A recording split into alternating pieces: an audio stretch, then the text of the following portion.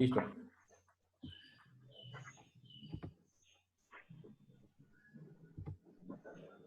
Sí, señor presidente. Estamos a su disposición ahorita. Listo, ya podemos empezar. Sí, señor presidente. Veo conectados ya 7 asambleístas están listos con nosotros. Buenos días, presidente. Buenos días, compañeros. Buenos días, estimado Listos. Carlos. Bien, buenos días, compañeros. Gracias por estar presentes en esta sesión de la Comisión de Salud. Espero que, igual que siempre, pues se encuentren bien en todas con sus familias. Señor secretario, por favor, verifique el quórum reglamentario para esta sesión. Con su venia, señor presidente, vamos a dar inicio a la sesión 066 con la presencia de los siguientes señores y señoras asambleístas. Asambleísta Michel Dumet. Presente. Presente. Asambleísta Nancy Wamba.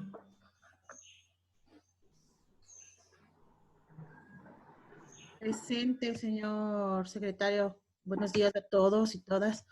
Buenos días, asambleísta presente. Asambleísta Patricia Enríquez. Buenos días, presente. Buenos días, presente. Asambleísta Manuel Ochoa. Ausente. Asambleísta Sebastián Palacios. Ausente. Asambleísta José Hualtaca.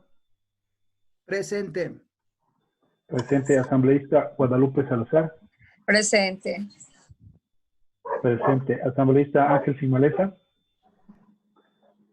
Ausente. Asambleísta Wendy Vera.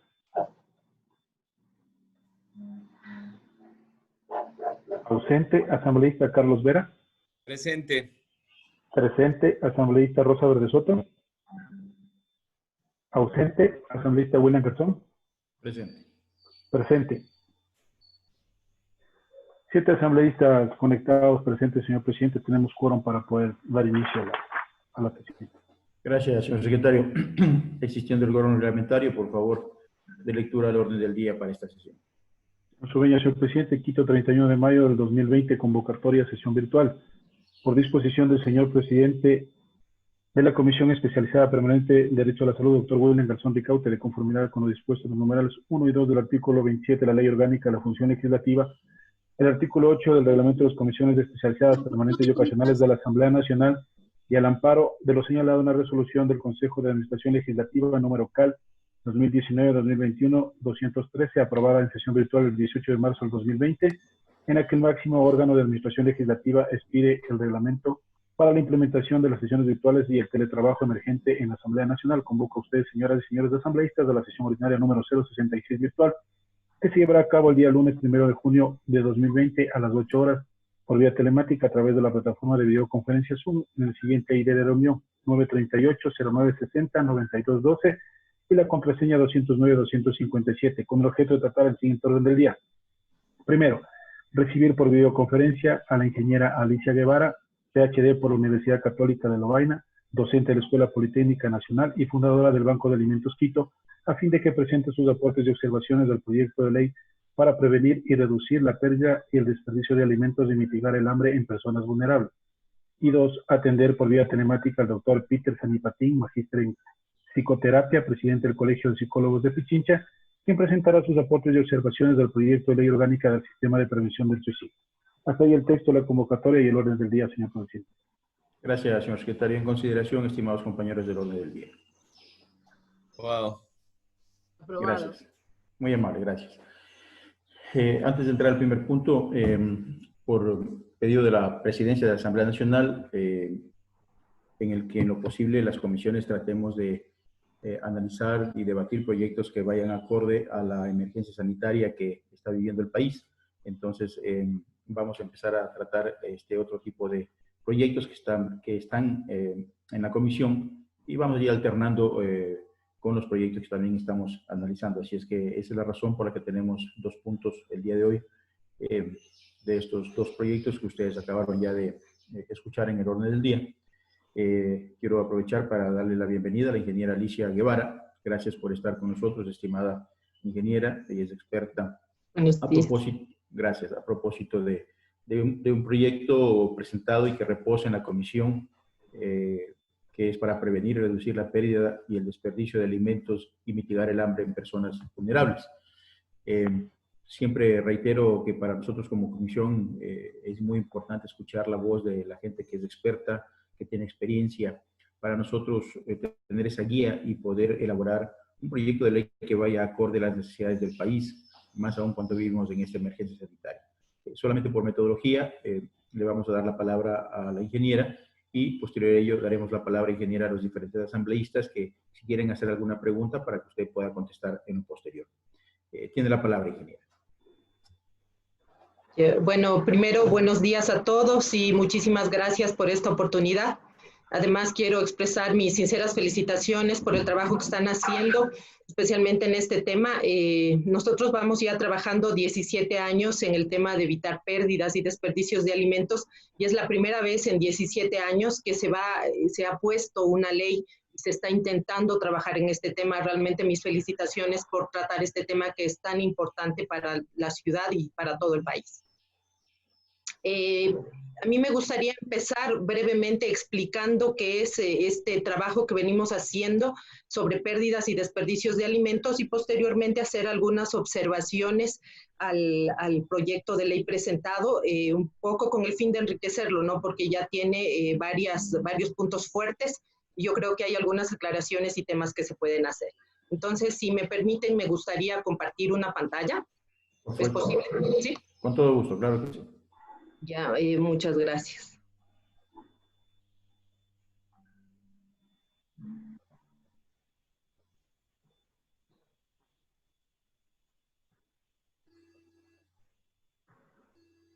No sé si todos observan ya. No, no tenemos en la pantalla todavía.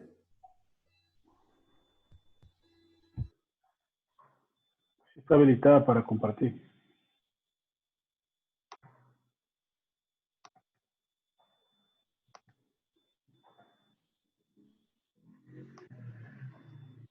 ¿Ahora sí? Sí. Listo. Entonces, brevemente, un poco qué es lo que hace el Banco de Alimentos de Quito. Yo creo que eso estaba también ya al inicio del proyecto. Bueno, de todo el alimento que se produce en el mundo, 1/3 se desperdicia, son 1.300 millones de toneladas que se botan, a pesar de que 821 millones de personas sufren de hambre crónica en el mundo. Nuestro país, lamentablemente, está en la lista de países de América Latina que más desperdicia alimentos. Y estos son datos últimos que salieron en FAO, por FAO Ecuador, calculados en función de la población de Quito. En Quito se están desperdiciando más de 400 toneladas por día de alimento que es totalmente apto para el consumo humano, a pesar de que tenemos barrios que tienen índices de pobreza sobre el 85%. Entonces tenemos en nuestra ciudad también un absurdo desperdicio de alimentos. Botamos comida mientras hay gente que los necesita. Como parte de solución a esta problemática social aparecen los bancos de alimentos que los he resumido el trabajo que hacemos en 4 pasos. El primer paso es la recuperación de alimentos donados por distintas fuentes. Nosotros recuperamos alimentos en empresas, centrales de abasto mayoristas, en supermercados. Recuperamos los alimentos antes de que estos se desperdicien, lo hacemos con voluntarios. Luego los mismos voluntarios en un segundo paso clasifican y seleccionan estos alimentos para separar aquellos que ya no pueden ser utilizados de los que sí. Posteriormente, el alimento clasificado se entrega a instituciones de ayuda social que atienden a población vulnerable, a las que adicionalmente les damos acompañamiento y capacitación. Y nosotros, evidentemente, generamos datos, elaboramos informes y hacemos verificación de que la ayuda esté llegando donde tiene que llegar. Nuestro trabajo colabora con los objetivos de desarrollo sostenible que ustedes tienen. En el primer punto, que es la gestión de donaciones de empresas, actualmente contamos con más de 50 empresas que están realizando donaciones al Banco de Alimentos y este alimento lo distribuimos.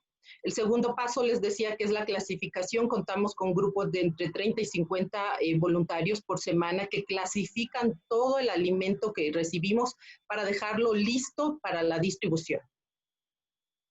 La distribución se está haciendo actualmente en un promedio mensual de más de 13,000 personas, organizadas en 77 instituciones que tienen niños, adultos, mayores, personas en estado de vulnerabilidad, en resumen.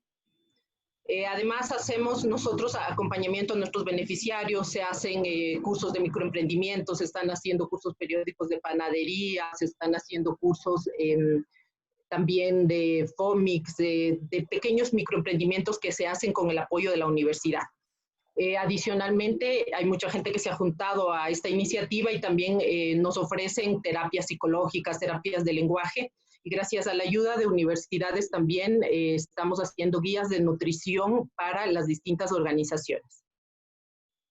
Hasta ahora nosotros hemos recuperado 2,4 millones de kilos de alimentos que equivalen a más de 6,2 millones de raciones de alimentos que si no estuvieran los bancos de alimentos presentes, simplemente este alimento se hubiese ido a la basura. Nosotros además siempre reportamos indicadores de gestión que son kilos donados, cuántas organizaciones se han beneficiado y las personas atendidas, y presentamos un reporte detallado de las donaciones que tenemos. Esto en base al modelo de gestión implantado por la Red Global de Bancos de Alimentos, que son los que acreditan el trabajo que hacemos y auditan cada uno de los procesos que nosotros hacemos. Ahora un poco, debido a que esto se potenció durante la emergencia, el Banco de Alimentos debió seguir operando durante la crisis, no hemos parado. Tuvimos que reajustar nuestra operación, cumplir protocolos de seguridad, reducción de personal vulnerable, redujeron las donaciones, etcétera. Sin embargo, no dejamos de trabajar. Se hicieron las medidas del caso respectivas, todas con los protocolos que nos señala la Red Global de Bancos de Alimentos, que como les dije son aquellos que nos certifican y auditan el trabajo que nosotros hacemos. Además, se consiguió el apoyo de varias organizaciones porque hay que reconocer que en esta crisis también la solidaridad se activó y hemos obtenido también el apoyo de la Cámara de Comercio, de distintos grupos que nos han ayudado con donaciones que se han distribuido. Asimismo, conseguimos aliados para distribución de alimentos para que no solamente se atienda a un sector, sino que podamos atender prácticamente todas las organizaciones de la ciudad. Desde el inicio de la emergencia, son datos hasta el viernes pasado, se han entregado 257.178 kilos de alimentos que han llegado a más de 121,000 personas. Y aquí un resumen último, esta es la última diapositiva que le muestro del trabajo que hacemos para que se entienda un poco todo el trabajo, ¿no?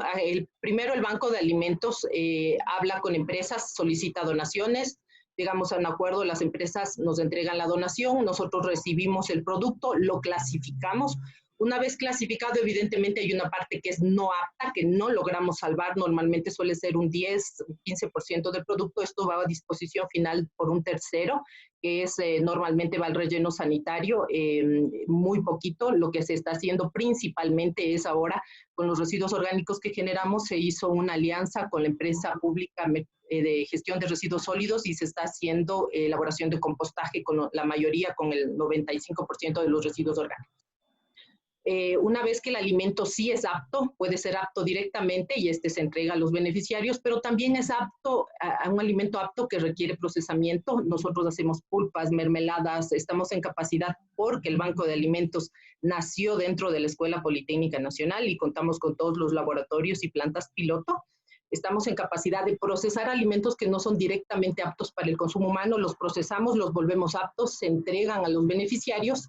Se hace un acompañamiento a través de capacitaciones a los beneficiarios y a las empresas les generamos informes y reportes detallados del destino de sus donaciones, ofreciendo trazabilidad, es decir, que si alguien me dona 1 litro de leche, estamos en capacidad de decirles que a las 11:39 del día martes se entregó ese litro de leche a la institución tal y estos son los números de contacto para las verificaciones. Eso es esencialmente lo que hace el Banco de Alimentos. Ahora sí, no sé si es que puedo seguir ya con las observaciones al proyecto presentado, que son también bastante importantes. No sé si sigo nada o si tienen ya alguna pregunta.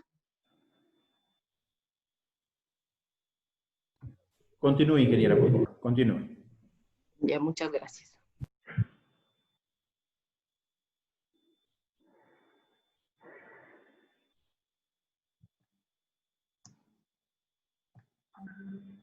No sé si se ve ahora ya la nueva pantalla. Sí. Sí, la podemos ver.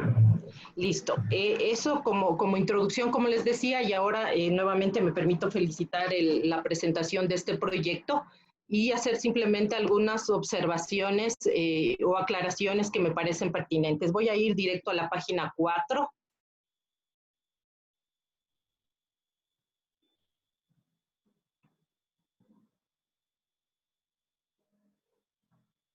En la página 4, casi al final, al inicio, pues dice que realmente, y es verdad, no hay datos sobre pérdidas y desperdicios. Yo creo que eso es un trabajo que se debe hacer.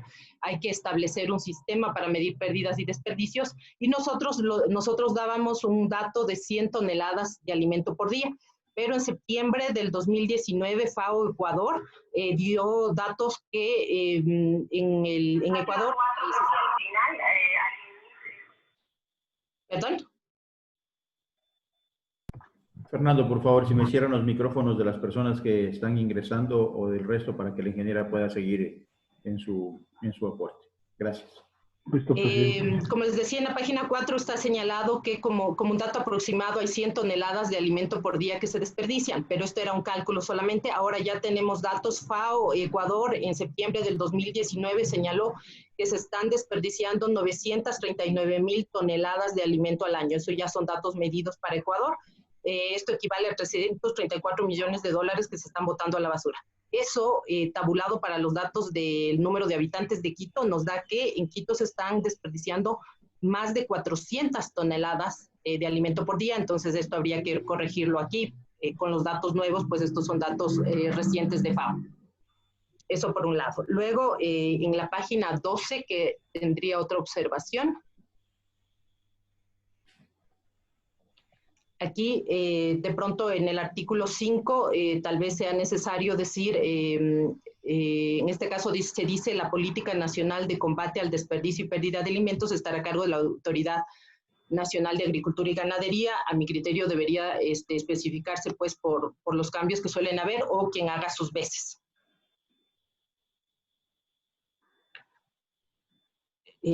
Adicionalmente, en la página 14,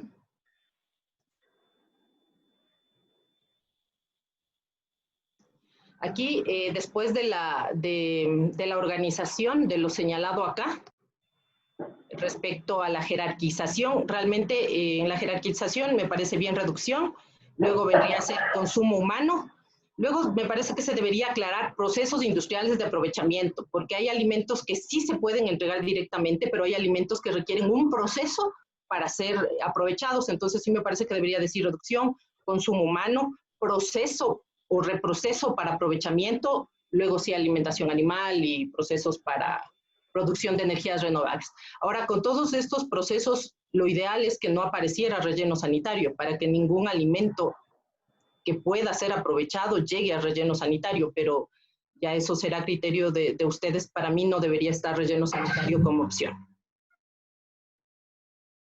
Eso como que facilita el hecho de que como está como opción, se manda al relleno y ya. Bueno, en el artículo 8 está señalado, y me parece correcto, que se van a haber incentivos de donaciones para quienes entreguen a título gratuito alimentos a entidades sin fines de lucro. Y me parece bien, aquí está bastante amplio, todas las entidades con fines de lucro que tengan como objeto social su redistribución a terceros beneficiarios que se encuentran en situación de vulnerabilidad. Eso me parece perfecto, aquí está bastante amplio, pero más abajo ya solo se centra en un grupo y yo creo que eso hay que revisar. Ahora, dice entidades sin fines de lucro que deban probar su experiencia en la redistribución de alimentos. Aquí sí sería bueno que se especifique cuál es el mecanismo en el que estas entidades sin fines de lucro van a probar su experiencia en redistribución y a quién van a probarlo, cómo se va a hacer. Yo creo que esto sí es importante que se haga para que esté claro y se pueda aplicar.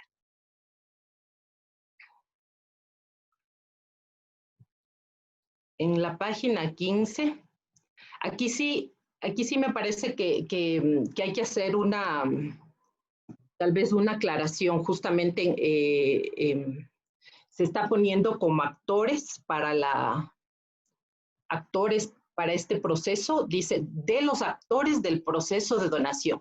Si bien es cierto, en la página 14 se señala que los alimentos serán destinados a entidades sin fines de lucro, en la página 15, en cambio, ya se señala que los actores del proceso de donación serán bancos de alimentos, que obviamente a nosotros como bancos de alimentos nos resulta muy bien, pero en cambio esto está excluyendo a otras ONGs.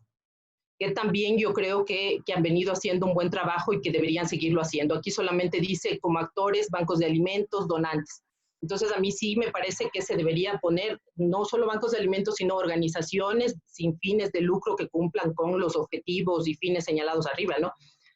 Y también bancos de alimentos. Y aquí sí me parece una aclaración bastante importante. No solo se debería escribir bancos de alimentos, sino bancos de alimentos certificados.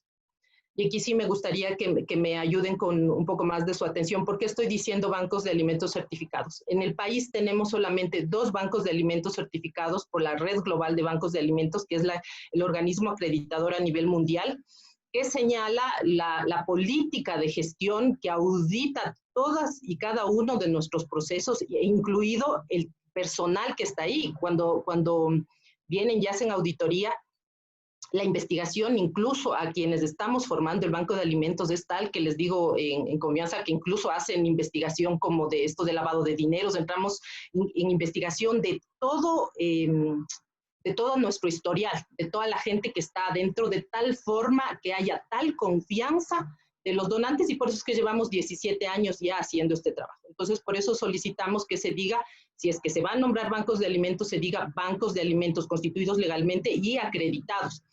¿Por qué les estoy tan reiterativa en esto? Porque en esta época la solidaridad, como les dije, se ha activado. Yo recibo diario por lo menos una llamada de grupos que quieren hacer bancos de alimentos, que están en todo su derecho, pueden hacerlo. Pero un banco de alimentos no es solo una organización que recibe y entrega alimentos. Hay mucho más, hay mucho más, un trabajo mucho más responsable que hacer. Y ahorita, así como se están planteando las cosas, ya que los únicos receptores, de acuerdo a cómo está escrito este documento, serían bancos de alimentos, van a proliferar los bancos de alimentos, pero el trabajo que hace un banco de alimentos es demasiado delicado. Realmente la transparencia y la auditoría debe estar presente. Entonces sí me parece que se deberían hablar de bancos de alimentos certificados. Y también, como les decía, debería estar presente el hecho de que sean otras ONGs. Ahorita hay solo 2 bancos de alimentos certificados en el Ecuador. Uno es el de Quito, que ya lleva 17 años, y otro es el de Guayaquil, que tiene 9 años. Entonces, en el resto de ciudades sí sería un poco complicado que solo se destine este alimento a bancos de alimentos, como está señalado aquí. A mi criterio se debería decir organizaciones sin fines de lucro que cumplan con los fines y objetivos, y si ustedes gustan, pues con especial atención a bancos de alimentos certificados. Eso. Respecto a las personas beneficiarias, igual aquí, si es que se acoge este cambio, tendría también acá en personas beneficiarias, serían todas las personas naturales o jurídicas en situación de vulnerabilidad, punto. Porque acá dice entregados por los bancos de alimentos nuevamente. Eso, repito, excluiría a varias organizaciones que también trabajan con población vulnerable. En el artículo 10, los productos bajo objeto de donación, dicen, podrían ser objeto de donación los alimentos que cumplan con las exigencias bromatológicas y de inocuidad establecidas en la legislación. Si un producto va a ser donado, yo creo que sí sería bueno definir quién va a realizar esta verificación, ¿no? Quién va a verificar que estas exigencias bromatológicas se cumplan. ¿Es el donante el que va a revisar? ¿Es el donatario? ¿En qué casos? Yo creo que sí sería bueno hacer esta aclaración. Acá también otra cosa importante, dice, los productos donados deberán ser distribuidos en forma inmediata o en un plazo máximo de 15 días a efectos de impedir la descomposición o vencimiento. Esto sería ideal para nosotros como bancos de alimentos, que nos den un producto 15 días antes de caducar es lo ideal, pero esto no se puede cumplir en todos los casos. En el caso de lácteos, por ejemplo, el tiempo de vida útil de un lácteo en ocasiones es un mes. Y si tiene un tiempo de vida útil de un mes y yo tengo que donarlo 15 días antes que caduque, eso va a complicar bastante. Entonces, aquí habría que hacer especificaciones en función del tipo de producto. Lo mismo sucede con pan, con queso, con algunos productos que tienen muy corta fecha. Pero, por ejemplo, si se tratase de un enlatado que dura 5 años, si es que faltan 15 días, de hecho, ellos ya retiran del mercado cuando faltan 5 meses. Entonces, aquí sí hay que tener tal vez un poco más de especificidad respecto al tipo de producto porque no se puede retirar así nada más. Nosotros como bancos de alimentos solemos pedir que al menos tengan 7 días, de tal forma que de percha se retiran 7 días antes, están entregando al banco de alimentos tipo día 6 o 5, de tal forma que al banco de alimentos llegue al menos 5 días antes de caducarse y eso nos da tiempo para hacer distribución inmediata antes de que caduque.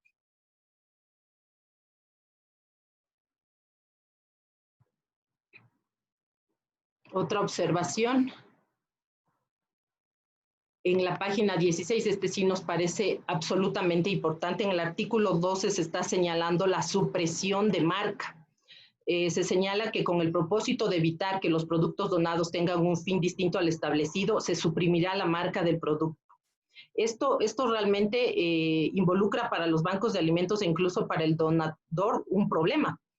Cuando son grandes volúmenes, esto implicaría que se haga un desempaque, un reempaque, y peor en estas condiciones esto es complicado. De hecho, en estos 17 años apenas son 2 empresas las que nos han pedido y en un caso puntual que se reempaque el producto. Entonces, así como está en este artículo 12, se señala como que si siempre se suprimiría la marca y eso no, realmente no es correcto. En la práctica, más bien que nos pidan que suprimamos la marca es excepcional. De hecho, recién empresas en esta pandemia nos pedían que les enviamos fotos donde se vea su marca, porque esto les ayuda para la responsabilidad social empresarial.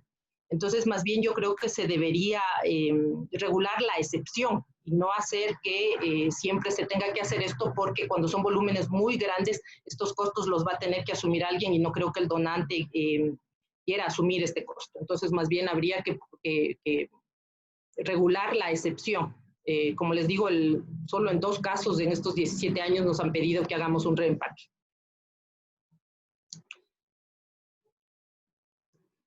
En este artículo 13 me preocupa un poco esto, que se señala: los donantes no serán responsables civil o penalmente por los daños, lesiones o perjuicios que pudieran producirse por la naturaleza, antigüedad, empacado, condición de alimentos objetos de la donación.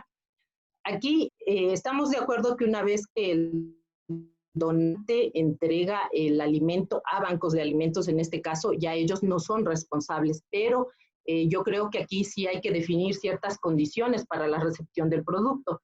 Sí nos ha sucedido varias veces que nos quieren donar un producto que ya no va a poder ser utilizado y quieren, pues con respecto a nuestros donantes, a veces que nos hagamos cargo de un alimento que ya debería ir a disposición final.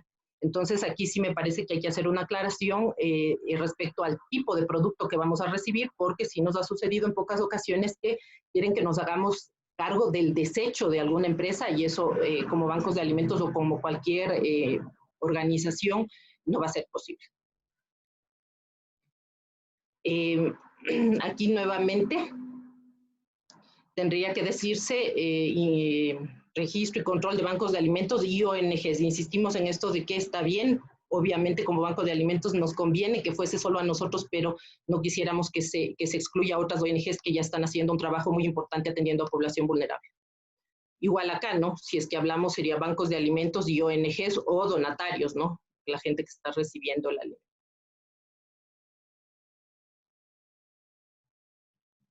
Acá hacen también referencia a datos que va a tener que presentar el donatario.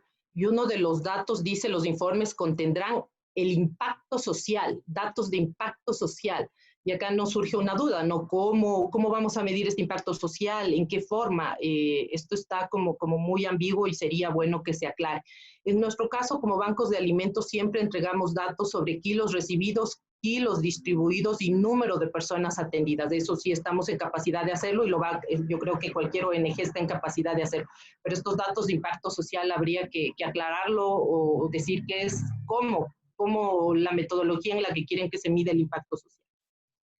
Adicionalmente, están solicitando en el informes socioeconómicos de familias o instituciones beneficiarias. Nosotros actualmente estamos distribuyendo alimento a través de instituciones beneficiarias y podríamos entregar información básica de nuestras instituciones beneficiarias, pero el informe socioeconómico, eso también habría que establecer lo que es específicamente lo que nos están pidiendo y tendríamos que tener la autorización de las instituciones beneficiarias para entregar cierto tipo de información. Entonces, esto habrá que definirlo realmente. Aquí igual en el artículo 16 se habla de datos de recepción. Aquí no sería solamente bancos de alimentos, sino realmente serían todos los donatarios, ¿no? Las personas que están recibiendo este producto.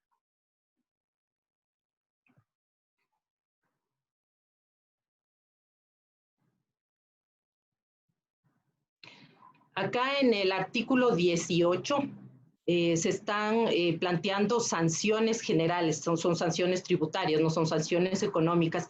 Entonces acá obviamente no, yo soy ingeniera química, tengo un doctorado en ciencias, no soy abogada, pero me parece que normalmente una sanción, se establece una sanción tributaria, se establece cuando hay un crédito tributario, y en este caso no está definido el crédito tributario, está definida solamente la sanción. Entonces sí me parece que habría que revisar esto. Si es que el crédito tributario no está definido, sería difícil que se acepte una sanción tributaria.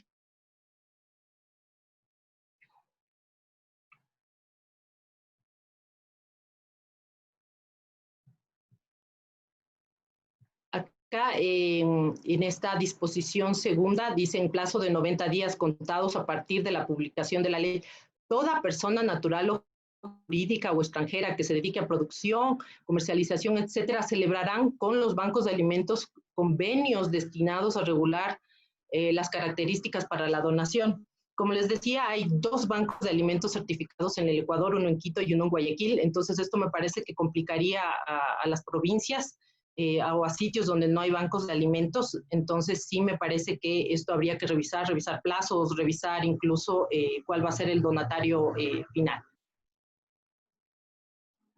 Y ya para terminar, sí me parece importante que aquí de alguna manera se regularice o se señale que se deben establecer políticas de medición de pérdidas y desperdicios de alimentos. Realmente ya todos los países, prácticamente todos los países de la región están aplicando la metodología dispuesta por la FAO para medición de pérdidas y desperdicios. Nosotros vamos como 10 años atrás respecto a Colombia, a Perú, a Chile en la medición de este tipo de parámetros. Yo creo que sí sería bueno establecer ya unas políticas y establecer quién se va a encargar realmente de esta medición para tener datos reales y poder hacer unas proyecciones futuras de esta situación. Estas serían los aportes o las observaciones que tengo, y si es que ustedes tienen alguna pregunta, pues encantada de escucharles. Muchas gracias, ingeniera. Muy, muy interesante, muy importante las observaciones que nos acaba de entregar.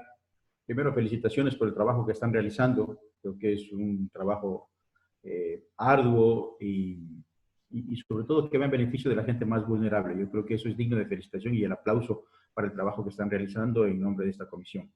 Muchísimas gracias. Segundo, ingeniera, va a ser importante para nosotros que nos pueda enviar por escrito todas las observaciones que tiene. Eso nos sirve a nosotros para poder distribuir a los compañeros asambleístas para que cada uno esté al tanto también, aparte de lo que usted nos ha dicho el día de hoy. Pero sí es importante para nosotros recibir por escrito las observaciones, lo puede hacer coordinar ya con la Secretaría de la Comisión para que nos envíe y nosotros poder distribuir esta propuesta a los compañeros asambleístas. No sé si algún compañero asambleísta tenga alguna pregunta. Asambleísta Carlos Vera tiene la palabra. Presidente, disculpe que le interrumpa. ¿Sí? Carlitos, si me permite, solo un temita, señor presidente. También están conectados con nosotros los asambleístas Dayana Pazley y Lira Villalba. Son la proponente del proyecto de ley, la asambleísta Dayana Pazley, y por el segundo tema también está la asambleísta Lira Villalba. Nada más, señor presidente, disculpe la interrupción. Gracias. Les damos la bienvenida a las compañeras asambleístas. Muchas gracias, señor secretario. Asambleísta Carlos Vera. Muchas gracias, presidente. Un saludo para ustedes, todos los compañeros asambleístas, las compañeras Dayana y Lira, que la veo conectado, y la señora Alicia igual, ¿no? Yo también me sumo a las palabras, presidente, suyas, de felicitar esta linda iniciativa, tanto la compañera Dayana y también la labor que vienen haciendo con la distinguida dama Alicia Guevara. Una pregunta puntual en vista de que esta es una labor realmente esencial y muy noble, y ante todas las circunstancias y situaciones que se les presentan en vista de la recopilación, el tratamiento y todo de los alimentos que están aún trabajando muchas veces contra el tiempo, porque usted mismo los ha dicho. Pero una inquietud más para saber cómo hacen o cuál es la estrategia que utilizan para que realmente estos productos lleguen a las personas más necesitadas. ¿Cómo hacerlo? Porque realmente esta es una problemática muy parecida a la necesidad del tema de salud. Aunque quisiéramos ayudar a todo el mundo, no se puede. No hay las condiciones necesarias para poderles darle a todos. Pero ¿cómo hacen? ¿Cuál es la estrategia para que realmente lleguen a las personas más necesitadas sin necesidad de que se desvíen? Usted lo dijo claramente, incluso de que son objeto a un sinnúmero de observaciones o de vigilancia de algunos sectores, incluso de las mismas autoridades de control, porque se pudiera dar para cosas que no son las correctas. Esa es mi pregunta, mi estimada Alicia. Bueno, como le comentaba, nosotros estamos trabajando hace 17 años con población vulnerable. Nosotros ya tenemos mapeado desde que empezamos todas las organizaciones sociales que están atendiendo población vulnerable. De hecho, no podemos atender a todas porque la cantidad de alimento que recuperamos no es suficiente para atender a todas las organizaciones. En los cálculos que hacemos, apenas nosotros recolectamos, con la ayuda, como le digo, como de 50 voluntarios, logramos recuperar el 10% de todo el alimento que se está realmente desperdiciando. La logística de recuperación, y lo han intentado muchísimos, la logística de recuperación es muy grande. Hay que clasificar el alimento y se requieren muchísimas personas para ello. Entonces, nosotros atendemos a 77 organizaciones, pero tenemos como 20 o 25 en lista de espera. ¿Cómo certificamos que estas organizaciones realmente necesitan ayuda? Porque les visitamos, a ellas les visitamos in situ, vemos cuántas personas están, se toman fotografías, ellos envían fotografías de verificación, nosotros hacemos visitas sorpresa, incluso para que el alimento, que tengamos la seguridad de que el alimento está llegando y se está empleando bien. De esa forma llegamos a este tipo de organizaciones y a las organizaciones que necesitan, ¿no? Que lleguemos a todas, no lo hemos logrado. No lo hemos logrado, no puedo decir yo sí, estamos cubriendo a los 200,000 ecuatorianos que están en situación, 200,000 quiteños que están en situación de extrema pobreza, no lo hemos logrado. Lo que sí le puedo es garantizar que a las personas a las que les está llegando el alimento que logramos salvar son personas en situación de vulnerabilidad. ¿Cómo distribuir este alimento que tiene tan poquita fecha de caducidad? Como ya están en contacto con nosotros los donantes, ellos me dicen, no, Alicia, te voy a mandar producto, pero está 5 días de caducar, son 50,000 unidades de yogurt. Entonces ya enseguida nosotros nos ponemos en contacto con las organizaciones y les decimos, el miércoles está aquí a las 10, el otro a las 10:15, etcétera, etcétera. Y nosotros estamos en capacidad de en día y medio distribuir todo el producto que nos llegó, porque hay que distribuirlo antes de que caduque. ¿Cómo asegurar que no se malutilice? Porque tenemos datos, tenemos cálculos de todos los organismos que nos auditan, sabemos cuánto máximo se puede entregar por número de organización. Hay organizaciones que me dicen, sí, deme nomás 100,000 unidades. No podemos hacerlo porque hay el riesgo de venta. Entonces se entrega una unidad por persona y con eso tenemos la seguridad de que lo van a consumir. Y luego ellos nos mandan video de cuando los niños o las personas están consumiendo. No sé si con eso respondo su pregunta. Perfecto, muchísimas gracias. Gracias, ingeniera. Tiene la palabra la asambleísta Dayana Payde y de paso le damos la bienvenida. Muchas gracias, señor presidente, colegas legisladores de esta Comisión de Salud. Muchísimas gracias por permitirme participar de estas sesiones. Ingeniera Alicia Guevara, muy buenos días.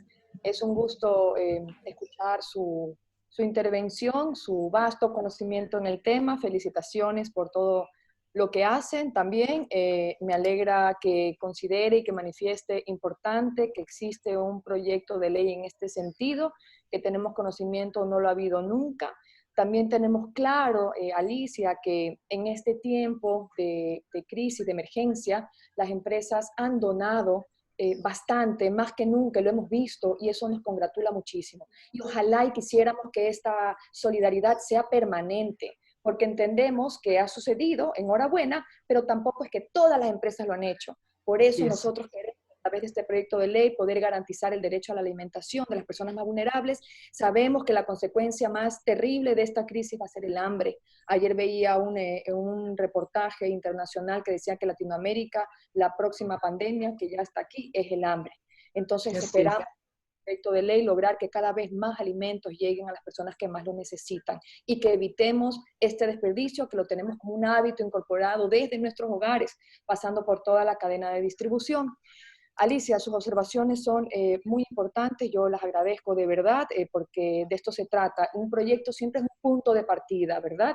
Y se tiene que ir enriqueciendo en el camino con los especialistas.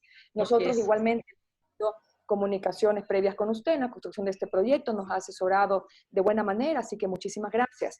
Yo tengo un par de observaciones sobre sus observaciones. Por ejemplo, en el artículo 12, referente a la supresión de marca, mi equipo y yo teníamos entendido que había o que hay muchas empresas a las que no les gusta que se vea su marca, ¿no? Por eso justamente mencionamos o establecimos de que se pueda retirar la marca, salvo que se lo exprese, que no es la intención, ¿no? Que no se quiere retirar la marca. Sin embargo, bueno, esto es un tema de forma, ¿no? Se puede decir, en caso de que una empresa no quiere que se vea su marca, pues se la retira, ¿no? En ese sentido no habría problema, pero sí tengo entendido que hay muchas empresas que no les gusta, tal vez en estos momentos en los que hay mucha solidaridad y que tal vez sea esto en buena manera, el hecho de que ser socialmente responsables es algo bueno ante los ojos de la sociedad, ¿verdad? Y si es así, pues qué bueno que esto se siga replicando. En el artículo 15, en los informes de datos de impacto social, bueno, aquí también teníamos entendido que se realizaban informes con impacto social. Sin embargo, hay, como usted dice, que redefinirlo, ¿no? Cómo se lo mide precisamente. Pero yo tenía entendido que también se lo hacía. Muchas gracias por la aclaración. El artículo 18, aquí yo le hago una pequeña aclaración. No es una sanción tributaria, es una sanción económica. Es una sanción pecuniaria, ¿no? Creo que está mal interpretada. Y nosotros ponemos una transitoria para la firma de convenios. Usted acaba de mencionar que es un medio difícil, ¿no? Sobre todo en provincias. Yo creo que es algo medular de este proyecto que haya esta firma de convenios entre las partes, ¿no? Y de esta manera pues se respeta las características, las formas de donación, de distribución, de logística, de entrega-recepción que se puedan dar entre ambas partes. Después de todo es un acuerdo entre privados. Y finalmente, creo que lo más importante, sobre lo que usted mencionaba, Alicia, usted menciona que se debería establecer una política pública para medir el desperdicio de alimentos. Precisamente en el artículo 5, en el que se menciona Política Nacional de Combate a la Pérdida y Desperdicio de Alimentos, en el literal B se incluye eso. Este proyecto de ley contempla esto, pero obviamente si se necesita que se redacte de una forma más precisa, se lo hará. Pero tenemos muy claro lo necesario que es el levantamiento de datos para desarrollar cualquier política pública. Entonces está establecido, tal vez se necesita precisar un poco mejor, pero sí lo contempla este proyecto. Estas serían todas mis observaciones sobre lo que usted mencionó, Lisa. Muchísimas gracias. Esperamos que también más adelante, cuando ya tengamos más enriquecido también el proyecto con los demás actores que vendrán, que ya son parte de esta actividad, usted, pues, a través con la venia del presidente nos puede acompañar para revisar el texto final, ¿no? Siempre hacer cualquier ajuste, valiéndonos de su expertise. Sabemos también que la FAO, nosotros presentamos el proyecto antes de septiembre, como en julio, hace ya un año, y sacar nuevas cifras, ¿no? En todo caso, siempre tener las cifras actualizadas pues nos va a permitir una mejor perspectiva para tomar mejores decisiones. Entonces, Alicia, un gusto, de verdad un placer tenerla con nosotros, y a todos los colegas de la Comisión de Salud, pues seguiremos atentos a las demás comparecencias. Muchísimas gracias. Gracias, asambleísta Dayana Padre, por su intervención. No sé si tiene algún comentario, ingeniera. Sí, no, pues ya había tenido la oportunidad de hablar alguna vez vía telefónica con la asambleísta, pero quiero sinceramente darle mis felicitaciones públicas. Es la primera vez desde hace 17 años que estamos trabajando en esto, es la primera vez que alguien se preocupa de un tema tan importante como la alimentación. En esta época hemos visto que hay dos cosas que realmente es imposible detener, que es la alimentación y la salud. Es la primera vez que alguien se preocupa de esto, de que se desperdicie tanto en una ciudad donde se tiene hambre. Mis felicitaciones, mis respetos, asambleísta, por lo que usted ha acabado de hacer. Y si bien este proyecto tiene algunas cosas que podrían ser mejoradas como todo, ya es un proyecto que tiene una base bastante sólida, eso hay que reconocerlo. Respecto a la observación de la supresión de marca, como le decía, en 17 años apenas dos ocasiones, y no es que dos empresas, sino solo 2 ocasiones nos dijeron que le quitáramos la marca. Una vez que nos donaron un chocolate que era de muy alta gama, nos pidieron que quitáramos, porque los empresarios están conscientes que al desempacar y volver a empacar van a perder la calidad del producto. Realmente es muy raro que los empresarios te pidan que quites la marca, y eso desde antes.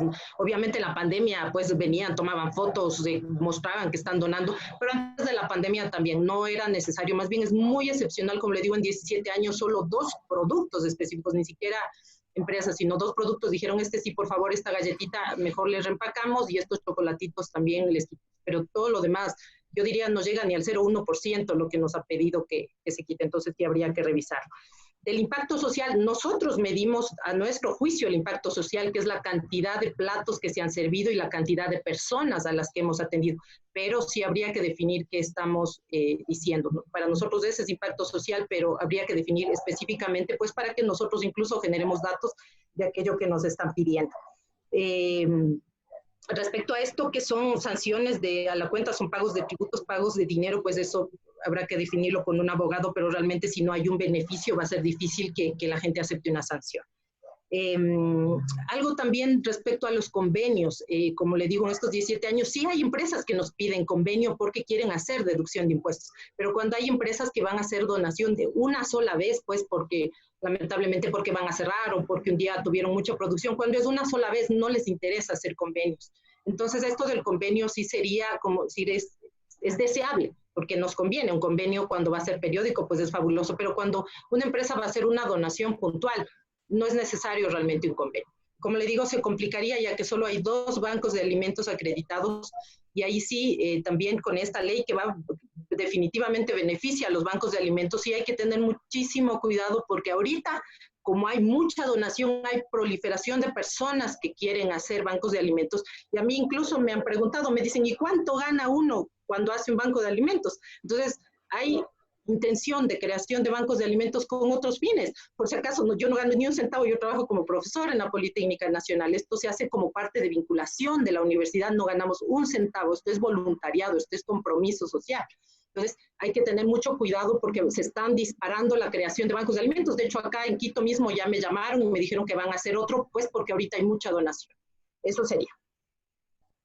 Gracias, ingeniera. Asumo que Dayana quiere hacer alguna observación de lo dicho, le vamos a dar la palabra. Sí, muchísimas gracias. Sí, Alicia, muchísimas gracias por sus precisiones. Solamente una acotación, es que la sanción no es por beneficio, la sanción es por incumplimiento.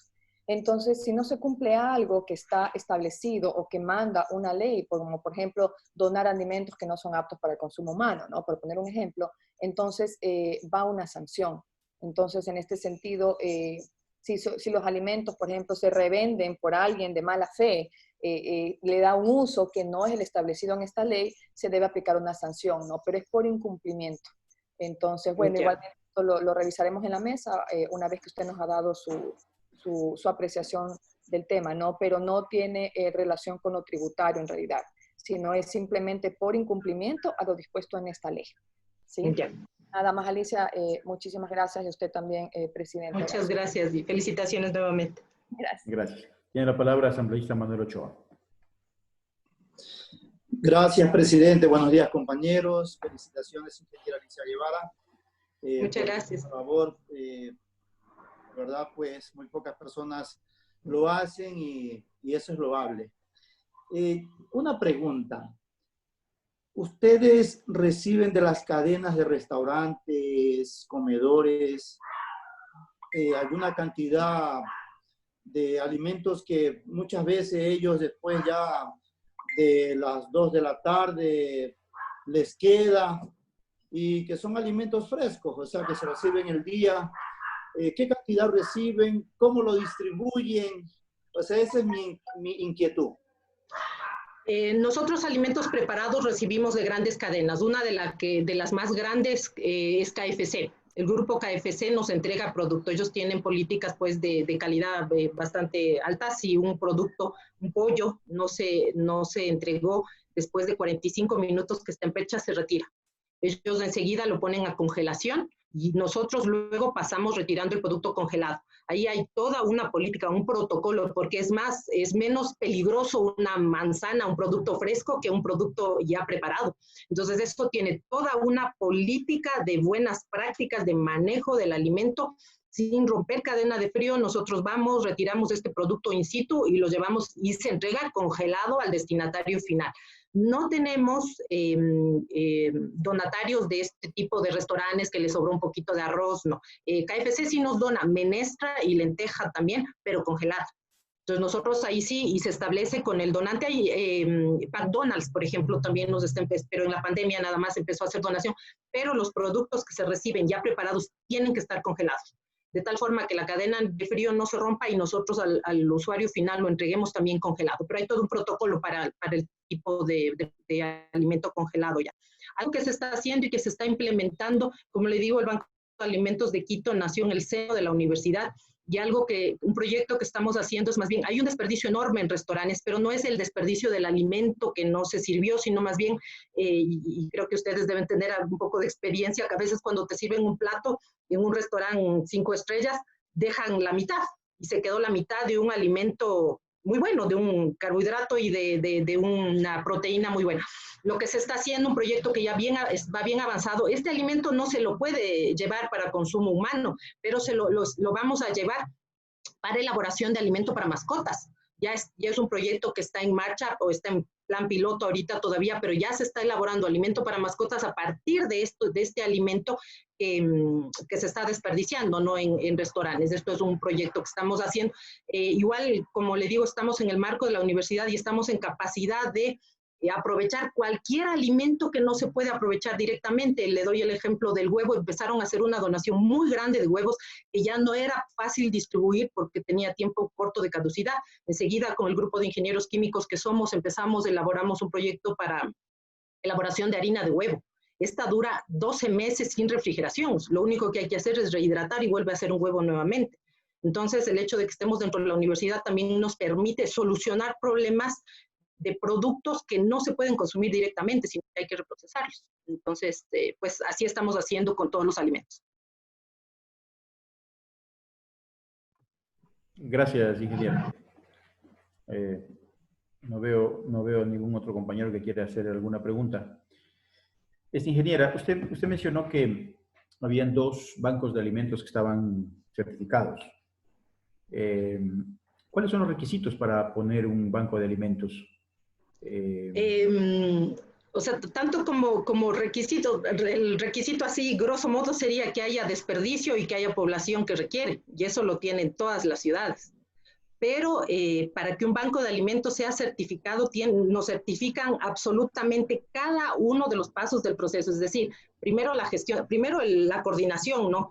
Certificación de la asamblea, de cómo está trabajando la coordinación, la junta directiva, y luego cada uno de los procesos, ¿no? Tanto el proceso de gestión de donación, el proceso de selección y clasificación, el proceso de distribución, el acompañamiento, la gestión de informes finales, la comunicación.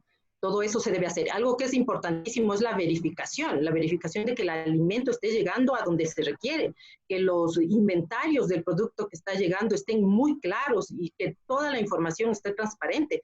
Algo que nos obliga a la certificación es a tener libros abiertos. Nosotros tenemos nuestras cuentas abiertas y los informes a quien quiera revisarlos. Eso genera confianza y por eso es que estamos 17 años al servicio pues, de lo que son bancos de alimentos. Eso es para la certificación, pero si alguien quiere ponerse un banco de alimentos... así como una restricción, por eso es que ahora están queriendo ponerse mucha gente bancos de alimentos, ¿no? O sea, alguien puede decir, yo me pongo un banco de alimentos y puede ponerse. Y de hecho ya se hizo, lamentablemente en Cuenca, que ya me parece que se cerró se hizo con fines de lucro. Entonces, sí es súper importante que se ponga que un banco de alimentos es una organización legalmente constituida primero, porque hay personas que dicen, yo tengo un comedorcito, entonces yo me voy a poner un banco de alimentos. Tiene que ser legalmente constituida y tiene que ser certificada. El proceso de certificación que hace la Red Global de Bancos de Alimentos es tan fuerte, que les garantizo que eso solo lo pasa a alguien que tiene todos los procesos transparentes y que está en capacidad de demostrar pasabilidad y que está haciendo bien su trabajo realmente. Entonces sí me parece que hay que pues normar un poquito esto porque En la práctica, cualquier persona podría abrir un banco de alimentos, pero certificarse, eso sí, no. Perfecto, muchas gracias. Agradecer a la ingeniera nuevamente por su intervención, muy importante para nosotros las observaciones que ha hecho. Reitero la felicitación por el trabajo extraordinario que están haciendo. Muchas gracias. Y segundo, también nuevamente solicitarle que nos pueda enviar por escrito todas las observaciones. Va a ser de gran apoyo para la comisión, efectivamente, cuando ya empecemos a hacer un análisis ya más profundo, el apoyo que vamos a tener de usted para la elaboración de este proyecto. Muy gentil y muchas gracias. Muchísimas gracias a ustedes y felicitaciones nuevamente por lo que están haciendo. Muchas gracias. Gracias. Siguiente punto, señor secretario. Señor presidente, señores asambleístas, segundo punto del orden del día, atender por vía telemática al doctor Peter Sanipatín, es magíster en psicoterapia, presidente del Colegio de Psicólogos de Pichincha, quien presentará sus aportes y observaciones del proyecto de ley orgánica del sistema de prevención del suicidio. Gracias, señor secretario.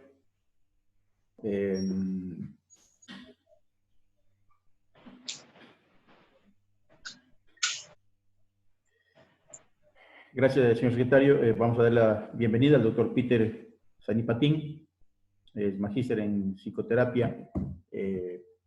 A propósito igual de un proyecto de ley, estimado doctor, que se encuentra en la Comisión de Salud, es un proyecto de ley orgánica del sistema de prevención de suicidio, que también vamos a empezar a su análisis y fundamental también poder escuchar de los expertos profundizar más el criterio, el análisis, habida cuenta que este es un problema que lo estamos viviendo en el Ecuador todos los días. Hemos visto, no solamente ahora, toda la vida, problemas de suicidios, investigar cuáles son los causales, los problemas, las dificultades que existen. Entonces, quiero agradecer su presencia, estimado doctor.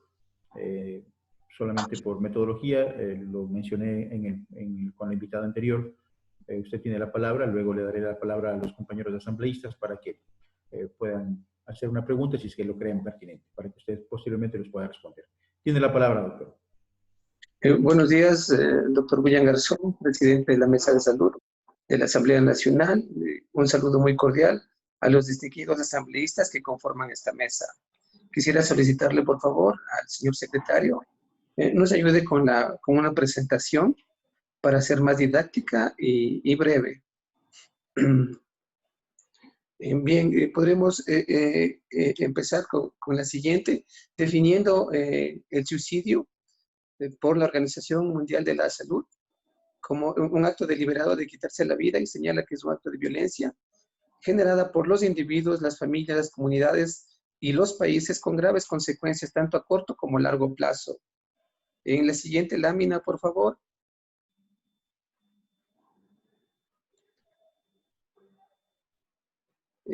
Tal es la cantidad de personas que se suicidan en el año que se ha convertido en un problema de salud pública, siendo las cifras superiores a los causados por los homicidios e inclusive por las guerras. En respuesta a esta alta carga de mortalidad, la Organización Mundial de la Salud insta a los países a iniciar políticas de prevención sobre el suicidio. Siguiente, por favor. En la actualidad, un total de 270 menores de entre 5 y 19 años se quitaron la vida en el Ecuador el año pasado, la mayor parte de ellos varones. Según datos de la UNICEF, anotar que el suicidio es la primera causa de muerte en adolescentes. Siguiente, por favor. En menores de entre 5 a 9 años se han registrado 2 casos, que es algo muy extraño, ya que los niños y los adolescentes no tienen esa connotación o esa capacidad de análisis, mientras que 85 se reportaron en el rango de 10 a 15 años y 183 entre 15 y 19 años. Esas cifras son del Instituto Nacional de Estadísticas y Censos y representan algo más de la cuarta parte de los suicidios ocurridos en el año pasado, en donde 1.203 personas se quitaron la vida en el Ecuador, siendo la tercera causa de muerte. Siguiente, por favor.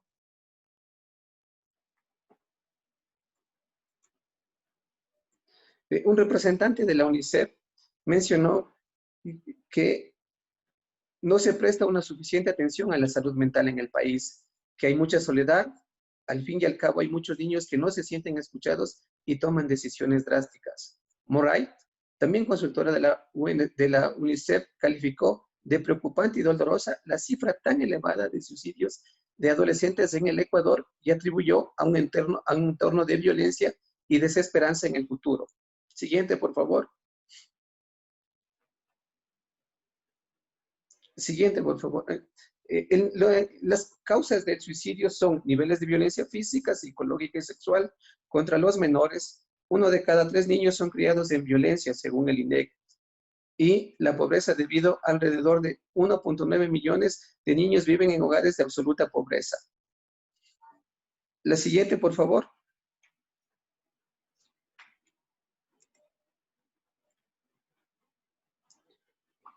Según la OMS, el 40% de países no disponen de una política bien definida en salud mental y un 33% aproximadamente no funciona ningún programa de salud mental, y menos aún política alguna. Lamentablemente, el Ecuador está dentro de ese 33% en donde carecemos de políticas en salud mental. Siguiente, por favor.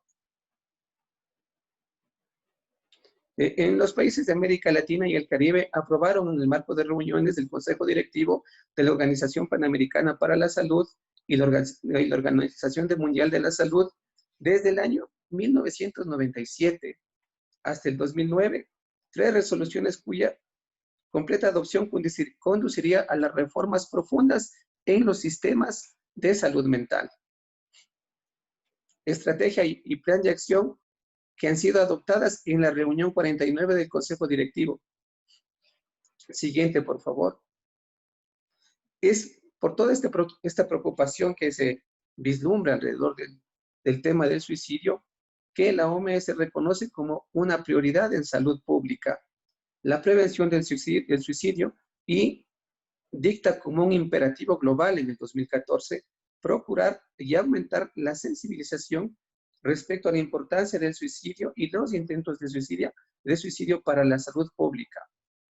Y se establece un plan 2013-2020 en donde los Estados miembros se comprometieron a reducir en un 10% las tasas de suicidio.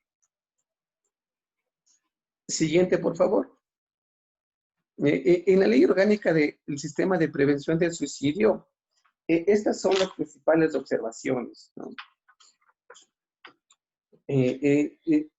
Es importante mencionar la siguiente, por favor.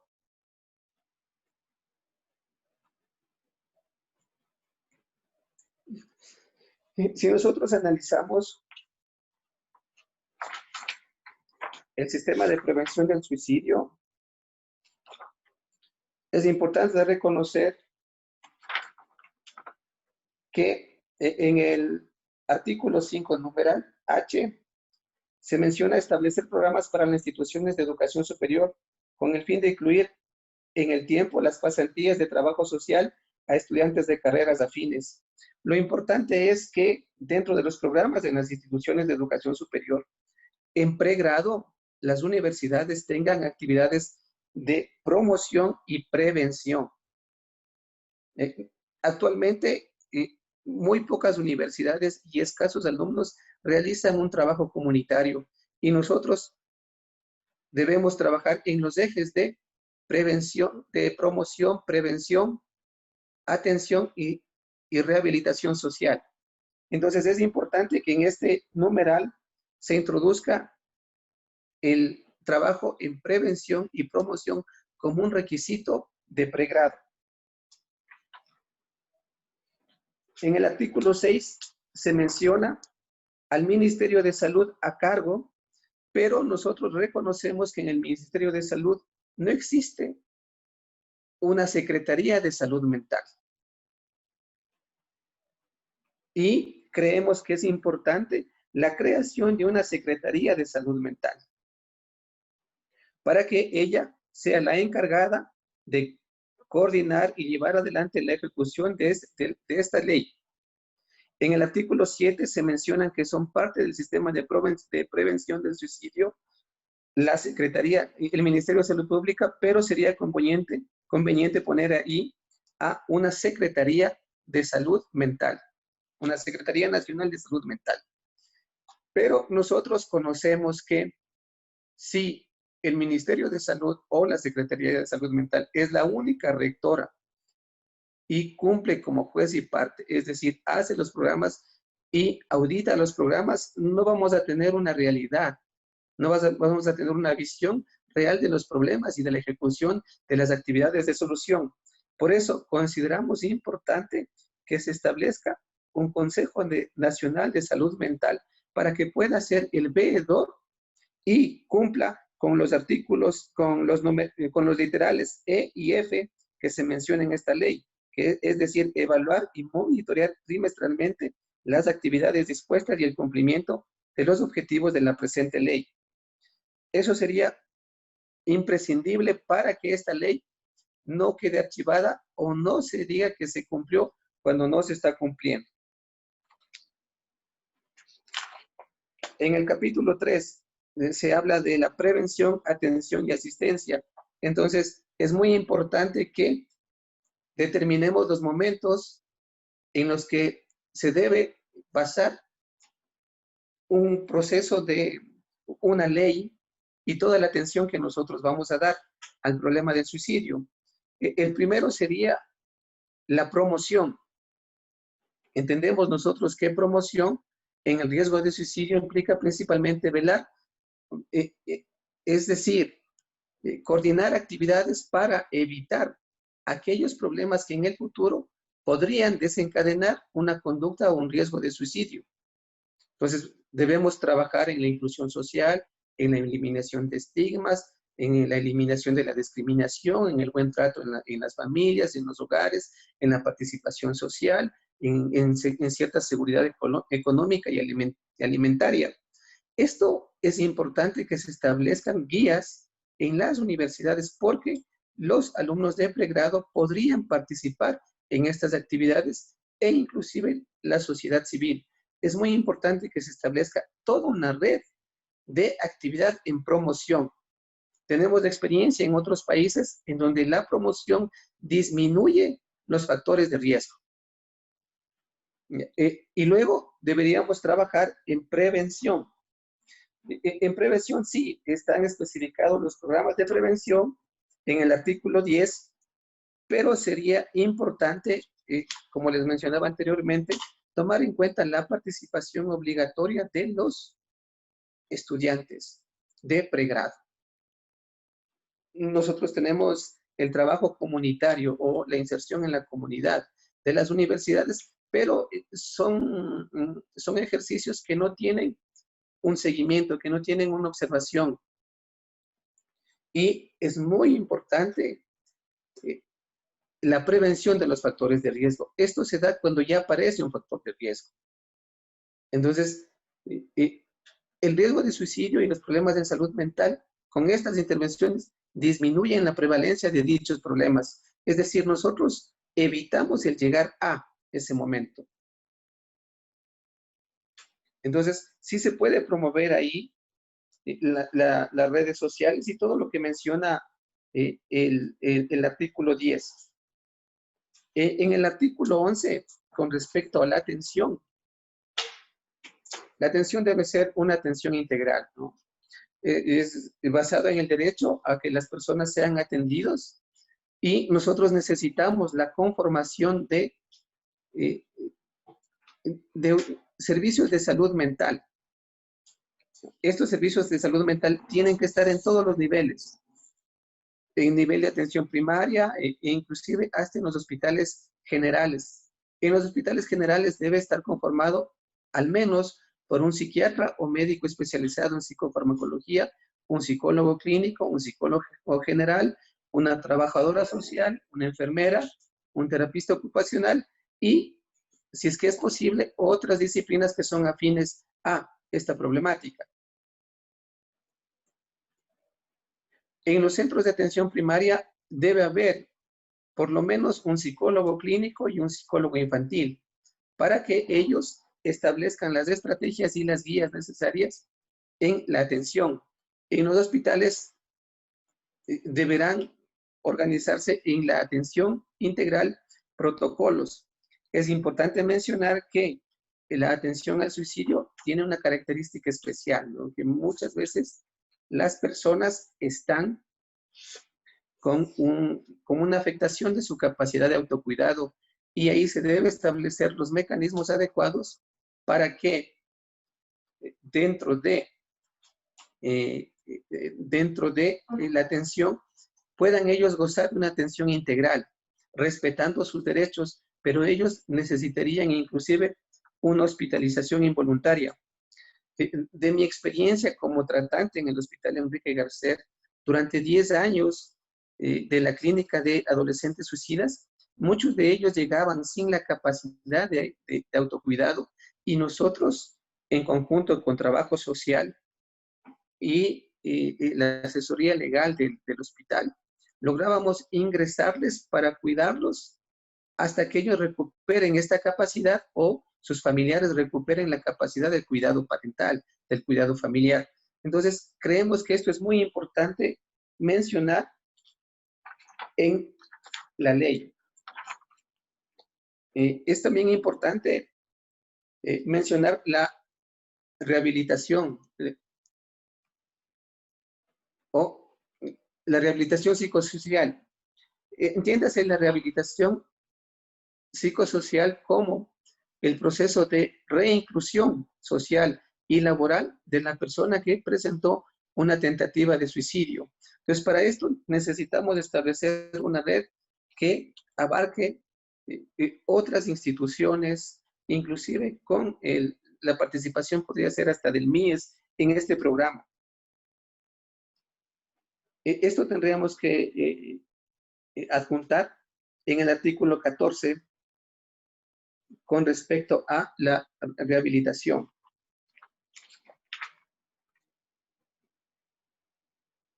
Estas serían las principales observaciones, doctor William Garzón. No sé si los distinguidos asambleístas tienen preguntas, por favor.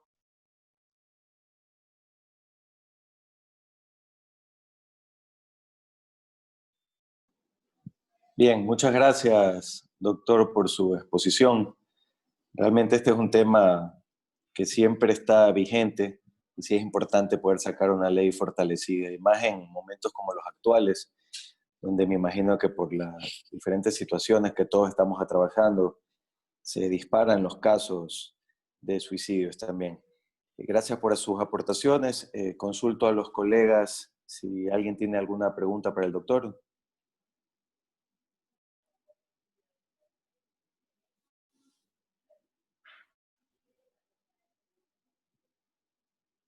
Bien, no tengo ninguna solicitud de pregunta. Sí, dígame, secretario. Disculpa que le interrumpa, señor presidente Sí. encargado. La asambleísta Lira Villalba está solicitando el uso de la palabra. Perfecto. Bienvenida, Lira. Adelante, por favor, tiene la palabra. El micrófono, por favor.